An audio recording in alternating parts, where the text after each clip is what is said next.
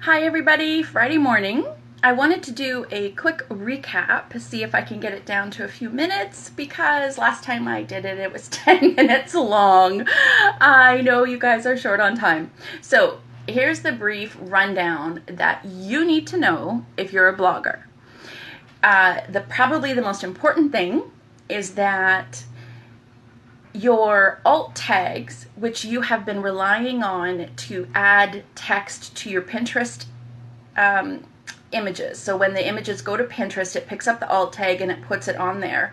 You've been relying on the alt tag for that unless you've been changing it manually.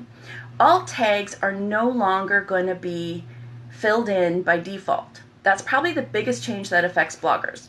So that alt tag, every time you add an image, used to automatically take the caption, if you'd filled in a caption, and then after that, if that was empty, it would take the title of the image. It's no longer going to do that. If it's empty, it's going to stay empty, which means whatever goes to Pinterest will either, depending on the plugin, be empty or take the title of the blog.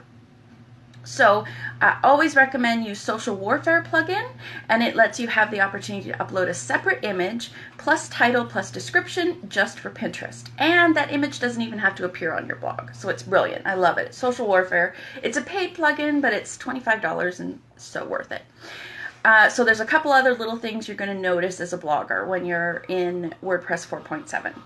Number one, your editing screen has been changed a little bit. You'll notice that a drop down that used to be on the second level is now on the first level of little buttons on your edit screen. That drop down starts with paragraph, is the one you can see. Then it goes like header 1, header 2, header 3.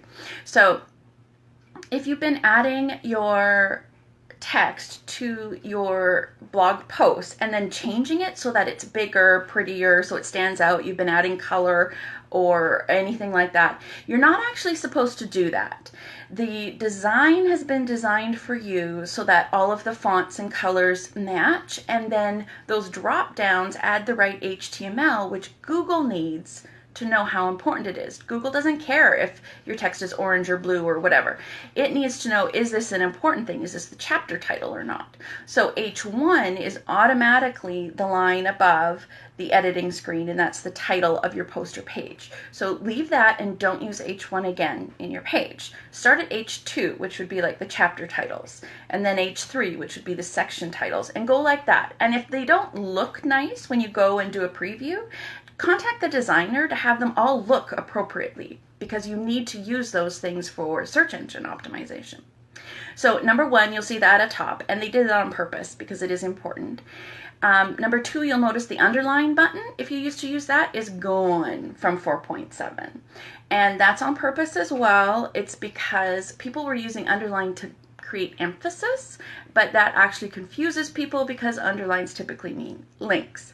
Also, it's not just for people visually, it's because we're trying to move to an accessible blog for you. So people using screen readers can hear what's going on, and a screen reader will read and underline and likely see it as a link. So keep that, don't use underlines. Same with justification. It makes it difficult for screen readers, and it's difficult for people to read. So you won't see the justify anymore. It's left or right. Justification. And the shortcuts. I love this. The shortcuts are now, when you go and hover over any of those buttons, it'll give you the keyboard shortcuts. So for any of us that like to type really fast, you're going to love that. And the last thing I want to mention, which has been so hard to explain to people for years, is how to link a plugin. When you upload and you want somebody to be able to download a plugin, when you put that in your media library, all you were able to see is a little PDF icon, like their logo icon.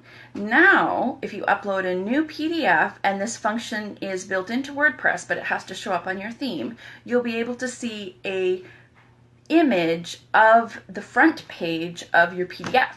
So that's brilliant. Now when you're going through, you'll be able to see the front page and possibly know what version of the PDF you're working on. I always have uploaded a few different versions.